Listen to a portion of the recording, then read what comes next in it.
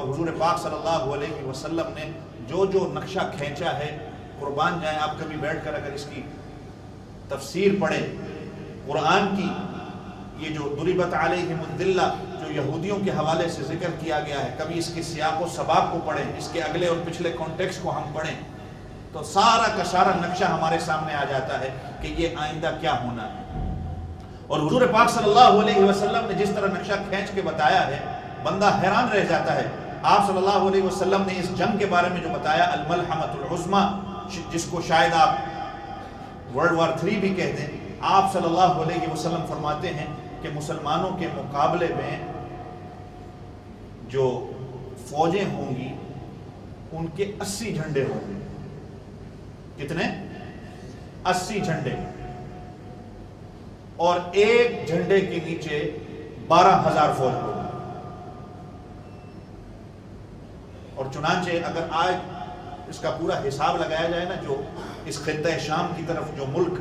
مسلمانوں کو مٹانے میں لگے ہوئے ہیں، ان کی تقریباً تعداد بھی 80 ہی بنتی ہے۔ یہ نیٹو کیا ہے سارا، یہ یونائٹڈ نیشنز کیا ہے سارا؟ اور آپ صلی اللہ علیہ وسلم نے فرمایا ایک 80 جھنڈا کفار کا ہوگا،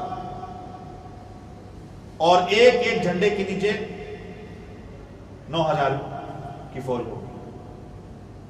اب 80 جھنڈا ہے، آپ اس کا حساب لگا لیں کہ کتنی فوج بنتی ہے۔ اور پھر آپ صلی اللہ علیہ وسلم نے فرمایا کہ اس جنگ کے اندر مسلمانوں کو فتح حاصل ہوگی۔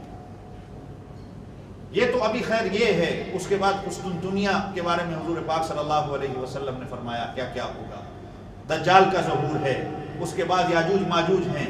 یہ سارے کے سارے یہ راستہ اسی کی طرف بنایا جا رہا ہے، ہموار کیا جا رہا ہے۔ یہ سارے کے سارے قرآن پاک بھی کہتا ہے کہ ایک مرتبہ قیامت سے پہلے یہ سارے کے سارے یہودی اسی خطے پہ آئیں گے، اسی خطے کی طرف دوڑتے ہوئے چلے آئیں گے۔ جو جو لفظ حضور پاک صلی اللہ علیہ وسلم نے اس خطے کے بارے میں کہا، دمشق کا، آپ صلی اللہ علیہ وسلم نے شام کے بارے میں جب فرمایا تو آپ صلی اللہ علیہ وسلم نے فرمایا کہ ایک شہر ہوگا دمشق، اس شہر دمشق کے اندر ایک علاقہ ہوگا جس کو کہا جاتا ہے الغوطہ، یہ مسلمانوں کے لیے خیر کا علاقہ ہوگا، مسلمانوں کا کیمپ اس علاقے میں ہوگا۔ جو الغوطہ کے اندر چلا گیا وہ خیر کے اندر آ جائے گا۔ وہ الغوطہ شہر جو ہے، جو علاقہ جو ہے، اسی الغوطہ شہر کے اندر آج سے کچھ سال پہلے جہاں پر سیرین فورسز نے گیس پھینکا، مسلمان بچے بچیاں اور عورتوں کو جہاں پر شہید کیا گیا، ایسا کیمیکل گیس پھینکا گیا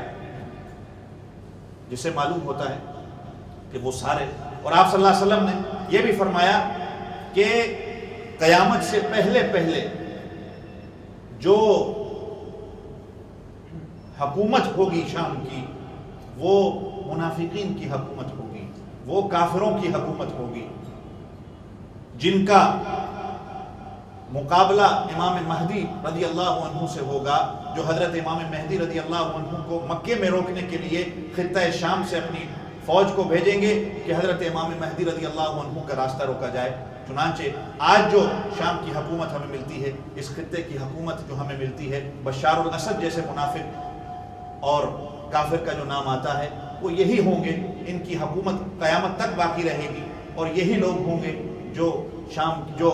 حضرت امام مہدی رضی اللہ عنہ کی فوج کا مقابلہ کریں گے۔ اور آپ صلی اللہ علیہ وسلم کے میں جیسے الفاظ یہ بتا رہا ہوں، الغوطہ آپ صلی اللہ علیہ وسلم نے فرمایا، اسی طرح آپ صلی اللہ علیہ وسلم نے دمشق کا نام لیا۔ آپ صلی اللہ علیہ وسلم نے پھر فرمایا کہ ایک جگہ ہوگی جہاں پر دجال کا قتل ہوگا، اس جگہ کو کہا جاتا ہے لد۔ چنانچہ تاریخ کے اندر اگر دیکھا جائے کہ یہ لد نامی شہر آج سے جب اسرائیل قائم ہوا ہے 1947-48 میں شاید، اس کے کچھ عرصے بعد ہی 10-15 سال بعد ہی یہ علاقہ قائم ہوا، اس کی ڈیولپمنٹ ہوئی اور اس کے اندر ایک ایئرپورٹ بنایا گیا۔ اس سے پہلے یہ لفظ لد کہیں بھی ہمیں تاریخ کے اندر نہیں ملتا۔ جو حضور پاک صلی اللہ علیہ وسلم کی زبان سے الفاظ نکلے کہ اس جگہ پر اس کو قتل کیا جائے گا، یہ نام کہیں نہیں ملتا۔ 48 کے بعد جب ان کا زبردستی یہ ملک بنتا ہے اس کے بعد ہی کچھ عرصے بعد اس شہر کی ڈیولپمنٹ ہوتی ہے، یہاں پر ایئرپورٹ بنایا جاتا ہے اور ایک جگہ بنائی گئی ہے، اس جگہ کے دروازے کے اوپر لکھا گیا ہے کہ یہیں پر ہمارا سردار، ہمارا خدا آئے گا اور ہمیں یہاں سے بچا کے لے کے جائے گا، ہمارا مسیحا آئے گا، یہودی جس کو مسیحا کہتے ہیں، اور وہ مسیح الدجال ہے۔